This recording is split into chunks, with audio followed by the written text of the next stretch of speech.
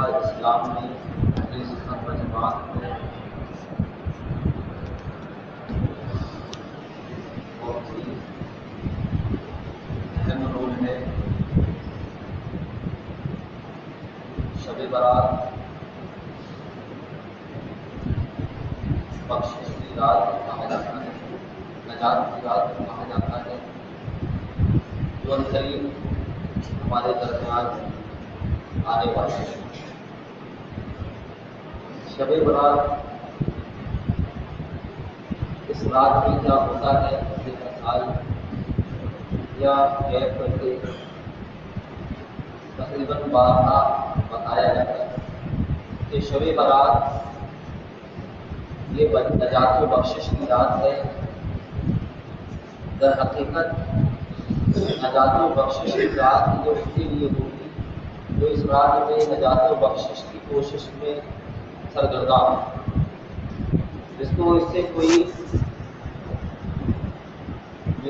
جسے اس کی طرف کوئی توجہ بھی نہ ہو، جسے اس کی اہمیت معلوم بھی نہ ہو، جسے اس کی فضیلت کی کوئی خبر بھی نہ ہو، یا خبر تو ہے لیکن یہ کہتا ہے کہ ارے ایسا کچھ نہیں ہے۔ جیسے آج کل بہت ساری چیزوں کو یہ کہہ دیا جاتا ہے کہ یہ کچھ نہیں، یہ کہاں سے ثابت ہے، یہ کہاں لکھا ہے، کیا یہ بخاری میں ہے، کیا یہ مسلم میں ہے، کیا یہ معتبر بڑی بڑی کتابوں میں ہے۔ اس طریقے سے کہہ کر بات کو ختم کرنے کی کوشش کی جاتی ہے، جبکہ یہ وہ موقع ہے جو رب تبارک و تعالیٰ نے صرف اور صرف امت محمدیہ کو عطا کی اور دیگر امتوں کو سال کا سال عبادت کرنے کے بعد جو مرتبے عطا کی، جو درجے عطا کیے، امت محمدیہ کو یہ تو نئے امتیاز حاصل ہے، امت محمدیہ کو یہ شان حاصل ہے کہ رب نے انہیں کوئی ایسی مبارک رات عطا کر دی، اور رات عطا کرنے کے بعد یہ کہہ دیا کہ حضرت موسیٰ علیہ السلام کے امتی جب 400 سال نماز ادا کرتے تھے تو انہیں جو میں ثواب دیتا تھا وہ ثواب شب برات میں اگر کوئی 2 رکعت نماز پڑھ لے گا تو میں اپنے محبوب کی امتی کو عطا کروں گا۔ یہ اللہ تبارک و تعالیٰ کی عطا ہے، اور اللہ تبارک و تعالیٰ کے ساتھ فرماتا ہے کہ اللہ یرزق من یشاء بغیر حساب، کہ بے شک اللہ تبارک و تعالیٰ جسے چاہتا ہے بغیر حساب کے دے دیتا ہے۔ اس کے لیے کوئی وہ پابندی نہیں ہے کہ آپ نے کتنا کیا ہے کتنا آپ کو دیا جائے، آپ نے کتنا مرد کیا ہے آپ کو کتنا انعام عطا فرمایا جائے، اس کے یہاں کوئی ایسی لمٹ نہیں ہے۔ اللہ تبارک و تعالیٰ اس امت سے اپنے محبوب کی امت ہونے کی خاطر بہت زیادہ محبت فرماتا ہے۔ حضرت اس سلسلے میں واقعات ہیں، اب واقعات ابھی ایک واقعہ بیان کروں گا تو 10 منٹ لگ جائے گا۔ بہرحال اس سلسلے میں بہت سارے واقعات ہیں جو یہ درشاتے ہیں، جن سے یہ ظاہر ہوتا ہے کہ اللہ کے رسول صلی اللہ علیہ وسلم کی اس امت کو جو فضیلتیں حاصل ہیں، جو برکتیں حاصل ہیں، وہ اور دوسری امتوں کو ہرگز حاصل نہیں، یقیناً حاصل نہیں۔ تو شب برات اس کا ذکر قرآن میں بھی ہے، اس کا ذکر حدیث میں ہے۔ اللہ کے رسول صلی اللہ علیہ وسلم شب برات کے پہلے عرفے کا دن ہوتا ہے، یہ عوام کی نظر میں ہوتا ہے، عوام کے قرآن و حدیث میں عرفے کا کوئی ذکر نہیں۔ یوم العرفہ تو ہے 9 تاریخ جو میدان عرفات میں حج کا رکن اعظم عرفات کے میدان میں ٹھہرنا، یہ حج کا رکن اعظم ہے۔ اس دن کو کہتے ہیں یوم عرفہ، اس دن کو کہتے ہیں یوم عرفہ، یعنی عرفہ میں ٹھہرنے والا دن، یوم مانے دن اور عرفہ اس کو، کیونکہ وہاں حضرت آدم علیہ نبی علیہ السلام، حضرت حبیب رضی اللہ تعالیٰ عنہ میں چونکہ الگ الگ مقامات میں اتارے گئے تھے، اس میدان میں دونوں ملاقات کیے تھے، اس لیے کہا جاتا ہے پہچاننے پہچاننے والا میدان۔ یہاں پر تعارف ہوا تھا، کیا بولیں گے، انٹروڈکشن جہاں پر ہوا تھا، جہاں حضرت حوا کہیں اور اتاری گئی تھی، حضرت آدم کہیں اور اتارے گئے تھے، عرفات میں دونوں کی ملاقات ہوئی تھی، تو اس میدان کو عرفات کہا جاتا ہے، پہچاننے والا۔ عرفات مانے پہچاننے والا، یعنی یہ وہ جگہ ہے جہاں دونوں ایک دوسرے کو پہچانے اور دونوں کی ملاقات ہوئی۔ تو یہ عرفے کا دن ہے، یہ ہے عرفے کا دن۔ یہ کب ہوتا ہے؟ 9 ذی الحج۔ کب ہوتا ہے؟ 9 ذی الحج کو، یعنی بقرعید کے جسٹ ایک دن ہے، 9 تاریخ، اس کو عرفے کا دن کہا جاتا ہے۔ لیکن عرفے کا دن عوام میں ایک اور ہے، عوام میں مشہور ہے، وہ ہے شب برات کے ایک دن پہلے، یعنی اتوار کو، ابھی اتوار کو مغرب کی نماز کے بعد شب برات ہے، اس کے ایک دن پہلے یعنی سنیچر کو، یعنی سیٹرڈے، یعنی کل عرفہ کی فاتحہ ہوگی، یعنی جن کے یہاں اس سال موت ہوئی تھی، پچھلے 11 مہینے میں اگر موت ہوئی تھی، تو وہ 13 تاریخ کو، 13 شعبان کو مغرب کے بعد وہ فاتحہ کرواتے ہیں۔ اور سب کی اپنی اپنی سوچ ہوتی ہے کہ اس لیے کرواتے ہیں، باپ داداؤں سے چلا آ رہا ہے، پڑوسوں سے چلا آ رہا ہے۔ جو ہمارے یہاں اس سال انتقال ہوا تھا، تو جو پہلے انتقال ہوا ہے 100 سال، 200 سال، 300 سال، جتنے بھی انتقال ہوئے ہیں، ابھی جو جسٹ اس سال میں انتقال ہوا ہے، آج کی فاتحہ سے انہیں ان سے ملوایا جائے گا، عرفے کی فاتحہ پہچان کروائی جائے گی، پہچان والی فاتحہ۔ تو اب اس کی ہو سکتا ہے کہیں روایت ہو، باقی یہ ہے کہ کتاب و سنت میں اس کی روایت نہیں ہے، لیکن لوگ کر رہے ہیں۔ جیسے مان لیجیے 15 دن 10 دن پہلے کسی کے یہاں انتقال ہو گیا، تو وہ 40واں کروائے گا شب برات کے پہلے۔ 40واں کب کروائے گا؟ شب برات کے پہلے کروائے گا، کیونکہ اس کو ملوانا ہے، عرفے میں ملوانا ہے، جو بھی انتقال ہوا ہے اس کو ملوانا ہے۔ لیکن ایسا کچھ نہیں ہے، آپ 40واں عرفے کے بعد جو آپ کے نزدیک عرفہ ہے، اسلام میں صرف 9 دن تھی، عرفے کا دن ہے۔ بہرحال تو جیسے 10 دن پہلے کسی کا انتقال ہوا ہے، تو رمضان شریف میں اس کا 40واں ہو سکتا ہے۔ رمضان شریف میں افطار کے ذریعے اس کے لیے اصال ثواب کیا جا سکتا ہے کہ نہیں کیا جا سکتا؟ افطار کے ذریعے کہ ہم افطار کے جن لوگوں کو ہمیں بلوانا تھا 40ویں میں، ہم ان لوگوں کو افطار میں بلوائیں، اور پھر افطار کے بعد وہیں پر نماز کا اہتمام ہو، اور نماز کے اہتمام کے بعد وہاں پر سارے لوگوں کو کھانا کھلا دیا جائے، روزہ کھلوا دیا جائے، روزہ تو کھل گیا ہے، یا روزے کے بعد ان کو گھر پہ کھانا کھلا دیا جائے۔ تو یہ ایسی 40واں ہو سکتا ہے، لیکن وہ شب برات کے ایک دن پہلے جو عرفے کی باتیں ہیں، اس کے ایک دن پہلے 40واں کر کے فارغ ہو جاتے ہیں، جیسا کہ ہم خود 1-2 دن سے کافی جگہ 40ویں کی فاتحہ دینے جا رہے ہیں۔ پتہ چلتا ہے کہ 10 دن پہلے انتقال ہوا، کہیں 8 دن پہلے انتقال ہوا، کہیں 11 دن پہلے انتقال ہوا۔ کل ہی جو ہے 2 جگہ ہم نے 40ویں کی فاتحہ دی ہے، جس میں انتقال ہوئے 40 دن نہیں گزرے۔ سمجھ رہے بات کو آپ؟ تو ایسا کچھ نہیں ہے، آپ اگر کر رہے ہو تو یہ آپ اپنے اوپر لازم کر رہے ہیں، شریعت نے آپ کے اوپر یہ حکم مسلط نہیں کیا ہے، یہ آپ کر رہے ہو، یہ آپ کر رہے ہو تو آپ کر رہے ہو، یہ آپ کر رہے ہو اپنی طرف سے۔ بہرحال تو 40واں رمضان شریف میں بھی ہو سکتا ہے، 15 روزے کو 40 دن پورا ہے، 40واں ضروری نہیں ہے کہ 40 ہی دن میں کیا جائے، وہ 40 دن میں، 38 دن میں، 37 دن میں بھی کیا جا سکتا ہے، 20 دن میں بھی کیا جا سکتا ہے۔ لیکن جو 40ویں کا جو لفظ ہے، جو اس کا جو ایک کرنٹ ہے، جو اس کا ایک مقصد ہے، جو ہمارے بزرگوں نے رکھا ہے، وہ تو 40ویں ہی میں ہے نا، وہ تو 40ویں میں ہی ہے۔ لیکن جب سے مسئلہ لوگوں کو پتہ چل گیا ہے، جس کو مناتا ہے 20 دن 20 دن 40واں کر لیتا ہے، جس کو مناتا ہے 21 دن میں 40واں کر لیتا ہے، 25 دن میں 40واں کر لیتا ہے، تو مسئلہ معلوم ہو گیا، جب چاہے اصال ثواب، ٹھیک ہے، جب چاہے اصال ثواب کرو، لیکن 40واں یعنی 40ویں دن کی بھی جو بزرگوں نے جو اس لفظ کو رکھا ہے، اس دن کو رکھا ہے، اس میں بھی حکمت ہے، اس میں بھی مصلحت ہے، راز ہے، اس میں بھی کچھ فائدے ہیں جو چھپے ہوئے۔ اللہ تبارک و تعالیٰ کسی بھی شخص کو ایک حیت سے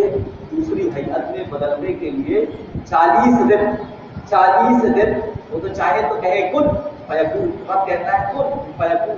رب قرآن میں کہتا ہے میں کہہ دوں کہ ہو جا تو ہو جاتا ہے، رب کی یہ شان ہے۔ لیکن رب نے جب تمہاری ماؤں کے پیٹ میں، جب بچے کی ماں کے پیٹ میں جب پانی کی بوند جاتی ہے تو وہ بوند بوند ہی رہتی ہے 40 دن تک، 40 دن جب گزرتا ہے تب وہ خون بنتا ہے، جب 40 دن تک وہ اسی خون کی حالت میں خون کی شکل میں رہتی ہے، پھر وہ 40 دن جب گزرتا ہے تو وہ خون گوشت بن جاتا ہے، گوشت بن جاتا ہے۔ پھر جب یہ 40 دن اور گزرتا ہے تو وہ گوشت، اس کے اندر ہڈیاں تیرنے لگتی ہیں اور پوری ساخت بن جاتی ہے، پوری شکل بن جاتی ہے۔ اب ہو گئے کتنے؟ 119 دن، 119 دن۔ اب 119 دن میں پوری جو ہے جسم کی ساخت، جسم کی بناوٹ بن گئی۔ اب جیسے ہی 120واں دن 1 سیکنڈ ہوا تو اللہ تبارک تعالیٰ نے روح ڈالی، یعنی 40 دن میں حیات بدل رہی ہے۔ تو ہم نے بھی قبرستان میں اپنے عزیز کو دفن کیا تھا، آج پہلا دن ہے، اے رب تو 40 کے عدد میں ہر شخص کی حیات کو بدلتا ہے، اس کے زاویے کو بدلتا ہے، اس کی ماہیت و حقیقت کو بدلتا ہے۔ اس کے جہنمی اگر ہے تو اس کی جہنمیت کو بدل کر تو اسے جنتی بناتا ہے۔ تو ہر طریقے سے 40 کے عدد میں بزرگ جب وظیفہ کرواتے ہیں، جب بڑے بڑے شیخ وظیفہ کرواتے ہیں، جب چلے کرواتے ہیں تو 40 دن تک اپنے در پہ بلواتے ہیں، 40 دن کا سورتوں کا وظیفہ کروایا جاتا ہے۔ ان 40 دن میں جب تم یہ عمل کر لو گے تو ایک بدنام تمہیں حاصل ہوگا، ایک مرتبہ تمہیں حاصل ہوگا، ایک فیض تمہیں حاصل ہوگا۔ اللہ تبارک تعالیٰ نے یہ 40 دن جو رکھے ہیں، اس کا مقصد یہ ہے کہ آج ہم نے قبر کے حوالے کیا، اے رب 40 دن ہو گئے ہیں، میں نے سنا ہے کہ تو 40 دن میں لوگوں کے مزاج کو بدل دیتا ہے، لوگوں کی حیت و ماہیت کو بدل دیتا ہے۔ اے پاک پروردگار، ہم نے جو اپنے پیارے کو، ہم نے جو اپنے عزیز کو آج سے 40 دن پہلے سپرد خاک کیا تھا، تیرے حوالے کیا تھا، مولا اب تو 40 دن ہو گئے ہیں، اب تو اسے بخش دے، مولا اب تو 40 دن ہو گئے ہیں، اب تو اسے جہنمی سے جنتی بنا دے۔ یہ مقصد ہے، یہ مقصد ہے۔ بہرحال بتانے کا مقصد یہ ہے کہ 40 دن ہی اگر کسی وجہ سے بغیر ہے، کوئی ایسی حالات، کوئی ایسی پوزیشن نہیں ہے، کوئی ایسی سچویشن نہیں ہے تو 40ویں دن ہی میں ہونا چاہیے۔ یہ اور بات ہے کہ جب انسان سے ثواب کرو گے، جب ثواب پہنچے، جب کرو گے جب پہنچے گا۔ لیکن اس میں حکمت بزرگوں نے یہ بتائی ہے، تو اس حکمت کے پیش نظر اگر رمضان شریف میں بھی 40واں ہو رہا ہے تو کوئی ناجائز ہے، کوئی غلط تو ہے کہ رمضان شریف میں روزے رکھتے ہیں تو پھر لکڑی نہیں لا پائیں گے، تو گنجا نہیں اٹھا پائیں گے، تو یہ نہیں کر پائیں گے، پھر رشتے دار نہیں آ پائیں گے، یا سب کے ہاتھ کام رہتا ہے، ایسا کچھ نہیں ہے۔ کئی لوگ یہ سوچتے ہیں کہ رمضان شریف میں تو روزے سے رہتے ہیں تو اب چھٹی، ایسا کچھ نہیں۔ جب رمضان شریف میں آپ کام کرو گے تب تو پتہ چلے گا کہ آپ روزے سے ہو، جب کام نہیں کرو گے تو پتہ نہیں چلے گا۔ تو رمضان شریف بھی اور دنوں کی طرح یہ بھی ایک دن ہے، آپ اس میں بھی 40واں کر سکتے ہیں۔ بہرحال تو یہ عربی کا معاملہ ہے، اس میں بہت زیادہ عورتیں، ہمارے گھروں کی عورتیں بہت زیادہ سختی برتتی ہیں اور علماء کی باتوں کو نظر انداز کرتی ہیں، نہیں سنتی نہیں، وہ اپنے حساب سے جو ان کا کام ہے وہ کر کے ہی رہتی ہیں۔ بہرحال تو جو شریعت ہے ہمیں اس کے حساب سے کام کرنا ہے، کیونکہ ہم شریعت کے علاوہ بھی کچھ کام کر لیتے ہیں جس کو بیس بنا کر آپ پر انگلی اٹھائی جاتی ہے، آپ پر تانے کسے جاتے ہیں، اور کوئی دوسرا جو باطل مذہب کا ماننے والا ہے، باطل فرقے والا ہے، وہ اپنے فرقے کو ترقی دیتا ہے تمہاری کچھ ایسی حرکت کی وجہ سے جو قرآن اور حدیث میں نہیں ہے اور تم پر سمجھ رہے بات۔ عزیزان ملت اسلامیہ، بہرحال شب بارات کا مطلب ہوتا ہے، یہ حقیقت میں ہے برأت، یہ لفظ ہے برأت، لیکن یہ گرامر کی ایک رول کی بارات ہو جائے. ایک رول ہے، جیسے اور بھی بہت سارے انگلش وغیرہ میں بھی کوئی کئی لفظ رہتے ہیں جو ہونا چاہیے کچھ لیکن کسی وجہ سے کچھ ہو جاتا ہے. جیسے آئی ول گو، تو کبھی کبھی ول شارٹ میں مختصر ہو جاتا ہے. I do not go, I don't go. I do not, اسی کو شارٹ میں کیا کر دیتے ہیں؟ I don't. ویسے یہ برات لفظ ہے، اس کو گرامر کی وجہ سے برات کیا گیا. برات کا مطلب ہوتا ہے رجا، برات کا مطلب ہوتا ہے بخشش. شب برات، شب برات کے بارے میں حدیث پاک میں آیا ہے. ایک حدیث پاک شب برات کے تعلق سے یہ ہے کہ اللہ کے رسول صلی اللہ تعالیٰ علیہ وسلم نے ارشاد فرمایا قوموا لیلھا وصوموا نہارھا. اس کا مطلب، اس کا ترجمہ یہ ہے کہ اللہ کے رسول صلی اللہ تعالیٰ علیہ وسلم نے ارشاد فرمایا کہ اس کی رات میں عبادت کرو اور اس کے دن میں روزہ رکھو. یعنی شب برات آئے تو رات میں عبادت کرو، نمازیں پڑھو، قرآن پڑھو، نعتیں پڑھو، سلام پڑھو، درود پڑھو، کلمہ پڑھو، تسبیح اور تحلیل کرو. رات میں یہ تمام کام کرو اور اس کے دن میں یعنی دوپہر میں، دن کے وقت روزہ رکھو. یعنی رات ہے 14 تاریخ کی مغرب کے بعد عبادت کرو اور پھر سحری کرو، اور جو 15 کا دن ہے، 15 کی رات کو تم نے عبادت کی، 15 کے دن میں روزہ رکھو. اس طریقے سے رسول پاک صلی اللہ تعالیٰ علیہ وسلم حضرت عائشہ صدیقہ رضی اللہ تعالیٰ عنہ فرماتی ہیں کہ حضور صلی اللہ تعالیٰ علیہ وسلم شعبان کے مہینے میں روزہ رکھتے، کبھی 15 روزے رکھتے اور کبھی 1 شعبان سے لے کر عید تک، یعنی پورے 60 دن روزہ رکھتے. شعبان کا روزہ اس قدر حضور کو پسند تھا، حضور صلی اللہ تعالیٰ علیہ وسلم سے حضور صلی اللہ علیہ وسلم نے حضرت عائشہ صدیقہ رضی اللہ تعالیٰ عنہ سے فرمایا، اے عائشہ تمہیں معلوم ہے کہ میں شعبان کے اس قدر روزے کیوں رکھتا ہوں؟ حضرت عائشہ صدیقہ رضی اللہ تعالیٰ عنہ نے عرض کیا، رسول اللہ آپ فرمائیے کیوں رکھتے ہیں، آپ شعبان کے روزے کیوں رکھتے ہیں؟ رسول پاک صلی اللہ تعالیٰ علیہ وسلم نے ارشاد فرمایا کہ شعبان میں ایک رات ہے جسے نصف شعبان کہا جاتا ہے. یعنی شعبان کا آدھا مہینہ، آدھی تاریخ، یعنی 15ویں تاریخ، 15ویں رات شعبان میں جو اس کی 15ویں شب ہے شعبان کے مہینے کی، اس کے اللہ تبارک و تعالیٰ ہر اس شخص کا جو سال بھر میں آنے والے 11 مہینوں میں جو انتقال کرنے والا ہے، مرنے والا ہے، اللہ تبارک و تعالیٰ اس رات میں اس کا نام ہدیت کرتا ہے. جو ان دنوں میں سال بھر میں جو پیدا ہونے والا ہوتا ہے اس کا بھی نام لکھ دیا جاتا ہے. کسے کیا رزق دیا جائے گا سال بھر میں، یہ بھی لکھ دیا جائے گا. کسے کیا آزمائشیں دی جائیں گی، اسے لکھ دیا جاتا ہے. تو رسول پاک صلی اللہ تعالیٰ علیہ وسلم نے ارشاد فرمایا کہ میں اس شعبان کے مہینے میں روزے اس لیے رکھتا ہوں کہ جب میرا وقت موت لکھا جائے تو میں اپنے رب کی عبادت میں مشغول ہوں. میرا وقت وصال جب طے کیا جائے، سیٹ کیا جائے، تو میں اس وقت رب کی عبادت میں رہوں، روزے کی حالت میں یا رب کی عبادت میں رہوں، تسبیح و تحلیل کی حالت میں. تو میں اس لیے عبادت کرتا ہوں. اب اندازہ لگائیں کہ حضور صلی اللہ تعالیٰ علیہ وسلم شعبان میں روزہ اس لیے رکھ رہے ہیں کہ میرا وقت وفات جب لکھا جائے گا تو میں اس وقت رب کی عبادت میں رہوں گا، رب کے لیے روزہ رکھتا ہوا میں اس وقت موجود رہوں گا، اور اس وقت میرے لیے قلم چلایا جائے گا تو رب مجھ پر رحم کی نظر فرمائے گا، رب مجھ پر کرم کی نظر فرمائے گا. تو میں اس لیے شعبان کے دن میں روزہ رکھتا ہوں، میں شعبان کی رات میں عبادت کرتا ہوں. عزیزان ملت اسلامیہ، کہ جب حضور صلی اللہ تعالیٰ علیہ وسلم کا خود کا عمل یہ ہے تو ہمارے اور آپ کا عمل کا عالم کیا ہونا چاہیے کہ ہمیں تو گر پڑنا چاہیے کہ ہمیں یہ رات عبادت میں گزارنی ہے، ہمیں یہ دن روزے رکھ کر گزارنا ہے، ہمیں یہ رات عبادت میں گزارنی ہے. گریا وزاری کر کے کہ اے اللہ تو اگر موت لکھ رہا ہے میری، اگر اس سال اے پاک پروردگار تو میری موت لکھتا ہے تو اے پاک پروردگار ایمان والی موت لکھتا ہے. اے پاک پروردگار اگر تو میری موت لکھتا ہے تو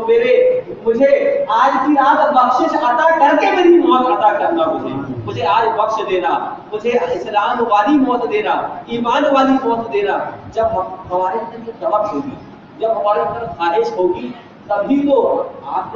ہمارا آپ کا یہ عقیدہ ہے کہ نہیں ہے کہ جب ہڑوا چلائے گا آدمی جب تو پانی نکلے گا۔ تو جب آپ کی کوشش ہوگی، جب طلب ہوگی،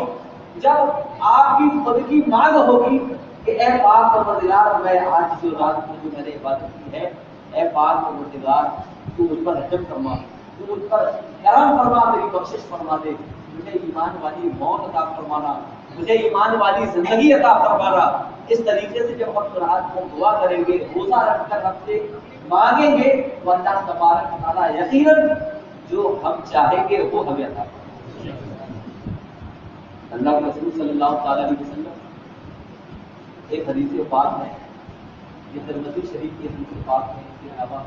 تفسیر کے ساتھ ابن ماجہ میں بھی آیا ہے، اور تفسیر کے ساتھ اور بھی حدیث کی کتابوں میں یہ پورا واقعہ ہے کہ رسول پاک صلی اللہ تعالیٰ علیہ وسلم کی کئی بیویاں، چند بیویاں رسول پاک صلی اللہ تعالیٰ علیہ وسلم نے ہر بیوی کے پاس رہنے کی باری مقرر فرمائی، باری مقرر فرمائی تھی تاکہ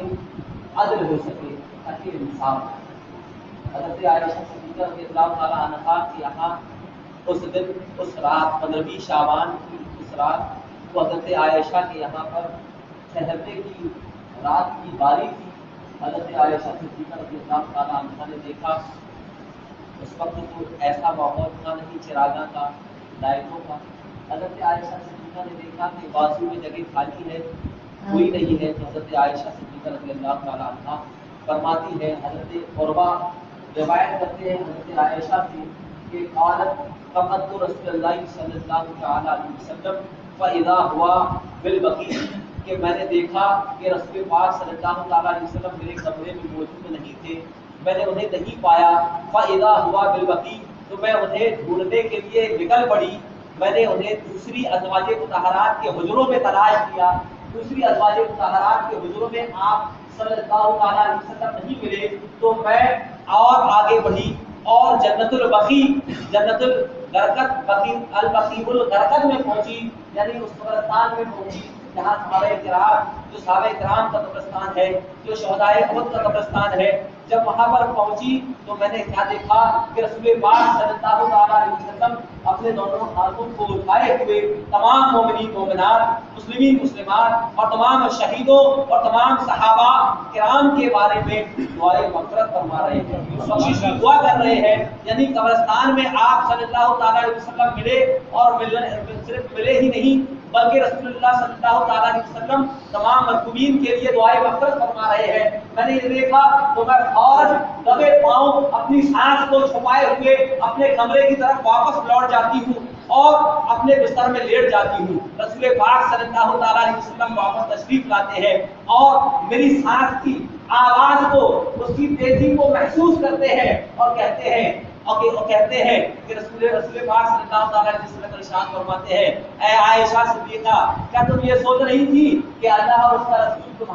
تمہارے ساتھ انصاف نہیں کریں گے؟ اے عائشہ، کیا تم یہ سوچ رہی تھی کہ اللہ اور اس کا رسول تمہارے ساتھ انصاف نہیں کریں گے؟ تو رسول پاک صلی اللہ تعالیٰ علیہ وسلم سے حضرت عائشہ کرتی ہیں، یا رسول اللہ انی ظننت انکا اتیتا الی بعض نسائکا، یا رسول اللہ میں نے یہ گمان کیا تھا، میں نے یہ سوچا تھا کہ کہیں ایسا تو نہیں کہ آپ اپنی دوسری عورتوں میں سے کسی پاک عورت کے پاس چلے گئے ہو، کسی مطہرہ ازواج مطہرات کے پاس، کسی دوسری بیوی کے پاس چلے گئے ہو۔ رسول پاک صلی اللہ تعالیٰ علیہ وسلم نے فرمایا کہ میں نے تمہارا گمان سمجھ لیا تھا، اسی لیے تو میں نے کہا کہ کیا تم نے یہ سوچ لیا کہ اللہ اور اس کے رسول تمہارے ساتھ انصافی کریں گے؟ عزیزان ملت اسلام یا پھر اس کے بعد رسول پاک نے فرمایا کہ اللہ عز و جل ینزل الی سماء الدنیا، الی سماء الدنیا فیغفر لاکثر من غنم شعر غنم قلب، اور کما قال رسول اللہ صلی اللہ تعالیٰ علیہ وسلم، کہ حضرت رسول پاک صلی اللہ تعالیٰ علیہ وسلم نے فرمایا کہ اے عائشہ، بے شک اللہ تبارک تعالیٰ ینزل من السماء لیلۃ النصف من شعبان، کہ شعبان کی 15ویں تاریخ کو शाबान की 15वीं शब को अल्लाह तबारक व तआला आसमान दुनिया में उतरता है। अल्लाह तबारक व तआला आसमान दुनिया में नुज़ूल फरमाता है जैसा कि उसकी शान के लायक है। अल्लाह तबारक व तआला उतरने और चढ़ने से पाक है, लेकिन वो जैसा उसकी शान के लायक है वैसा उतरता है, जैसा उसकी शान है वैसा उतरता है। और उतरने के बाद क्या करता है, रसूल पाक सल्लल्लाहु अलैहि वसल्लम ने फरमाया वयगफिरु, अल्लाह तबारक व तआला बख्शिश फरमाता है कबीले बनी कल्ब की बकरी के बालों से ज्यादा गुनहगारों की बख्शिश फरमाता है। अपने बंदों की बनी कल्ब की बकरियों, कबीले बनी कल्ब की बकरियों के बालों से ज्यादा अपने बंदों की मग़फ़िरत फरमाता है। और कबीले बनी कल्ब तमाम कबीलों में सबसे ज्यादा बकरियों के पालने वाला, बकरियों का पालने वाला कबीला है अज़ीज़ान मिल्लत इस्लामिया। तो अब आप यहाँ पर देखें कि रसूल पाक सल्लल्लाहु अलैहि वसल्लम कब्रिस्तान जा रहे हैं और मज़लूमीन की मग़फ़िरत और बख्शिश की दुआ कर रहे हैं और 15वीं रात की फजीलत बता रहे हैं कि रसूल पाक अल्लाह तबारक व तआला आसमान दुनिया में नाज़िल होता है, तजल्ली रहमत फरमाता है। और फिर उसके बाद रसूल पाक सल्लल्लाहु अलैहि वसल्लम ने ये फरमाया कि रसूल हमारे साथ नाइंसाफ़ी करेंगे। और फिर उसके बाद रसूल पाक सल्लल्लाहु अलैहि वसल्लम ने ये तमाम चीज़ें बताई, जिनसे ये समझ में आता है कि शब बारात एक फजीलत और अहमियत रखती है। जो अहले सुन्नत व जमात का जो तरीक़ा है कि शब बारात को वो कब्रिस्तान जाते हैं, ये तरीक़ा तिरमिज़ी शरीफ की हदीस पाक से साबित है, जो सहीह सित्ता में से एक किताब है, जो सही हदीस की 6 सही किताबों में जो ऑथेंटिक है, जो बहुत ज़्यादा सही है। हमारे नज़दीक 6 सिर्फ नहीं है, सही है। हमारा अकीदा ये है, अहले सुन्नत व जमात का अकीदा ये है कि सही हदीस जिस किताब में मिल जाएगी वो सही है। हमारा अकीदा ये है कि दुर्र मंसूर में जो हदीस है वो भी सही है, तफसीर मदारिक में जो हदीस है वो भी सही है, मिशकात में जो हदीस है वो भी सही है, दारिमी में जो हदीस है वो भी सही है। सिर्फ बुखारी और मुस्लिम और इब्न माजा और नसाई में जो हदीस है सिर्फ वो सही नहीं है, बल्कि हदीस की जितनी भी किताबें हैं उन किताबों में जहां जहां सही हदीस है वो सही है। ये हमारा अकीदा है। बहरहाल रसूल पाक सल्लल्लाहु अलैहि वसल्लम ने से कब्रिस्तान का शब बारात कब्रिस्तान जाना ये हुजूर सल्लल्लाहु अलैहि वसल्लम से साबित है, यानी कि सुन्नत। और अपने मरहूमीन के लिए बख्शिश की दुआ करना ये भी सुन्नत है। और साथ ही साथ शब बारात में इबादत करना ये भी सुन्नत है, और उसके दिन में नहीं, पूरे महीने रोजे रखना ये भी सुन्नत है। हमें और आपसे चाहिए कि हम 14 तारीख को और 15 तारीख को रोजा रखें, और बिलखुसूस जो 15वीं शब है यानी इतवार को मगरिब की नमाज की फौरन बाद से लेकर ये 15वीं रात शुरू हो गई, और फिर सहरी के बाद ये 15वां दिन शुरू हो जाएगा। ये 15वीं रात में इबादत करें। हम इस रात की अगर कदर करेंगे, हम इस रात की अगर इज्जत करेंगे, तो जो इसमें इनाम रब फरमाता है हम उसके हकदार बनेंगे। अगर हम इसकी कदर नहीं करेंगे और हम चले जाएंगे रजा चौक की जो जस्ट पहले जो गली है, उस गली में जो 15-15 साल के बच्चे, 16-17 साल के बच्चे सिगरेट पीते, एक सिगरेट की दुकान है यहाँ, समझ रहे आप, रजा चौक आप जाएंगे तो इस तरफ अपने बच्चों को थोड़ा सा देखें अपने बच्चों को, अपने बेटों की निगरानी करें कि वहां पर जाते 16-17 साल का लड़का, 14-15 साल का लड़का इस तरीके से सिगरेट पीता है, और वहां से 50 साल का आदमी, और हम इस तरीके से निकल रहे हैं और पैसे पी रहे हैं और ऐसे फूक रहे हैं, बिल्कुल ऐसे फूक रहा है। कोई इसको कोई शर्म नहीं है, कोई गैरत नहीं है, उसे किसी भी तरीके का नंगोहार नहीं है। अल्लाह तबारक व तआला का कोई खौफ नहीं है। वो उस रात में भी यही काम करेंगे, उस रात में भी वो यही काम करेंगे, अपने बच्चों की निगरानी करे कि वो 10-10 रुपए की एक बार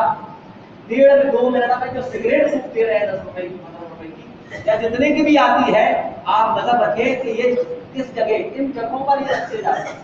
यहाँ बैठे हुए ये सब, यहाँ जो बैठे हुए उनमें से कुछ को मैंने देखा, अब वहां पर आप जा रहे था, पता भी मैंने बता दिया कि कहाँ जाते हैं, किस तरीके से लॉकडाउन लगा हो तो पीछे से आओ और हमारी सिगरेट लो और हमें पैसा दो, पियो और हमें पैसा दो। तो आप अपनी ایسی حالت کیوں کر رہے ہیں کہ ایسی مبارک رات میں آپ اس طریقے سے دن گزار رہے ہیں؟ اللہ تبارک و تعالیٰ آپ اس چیز کو یاد رکھیں کہ اگر آپ رات کی قدر کریں گے تو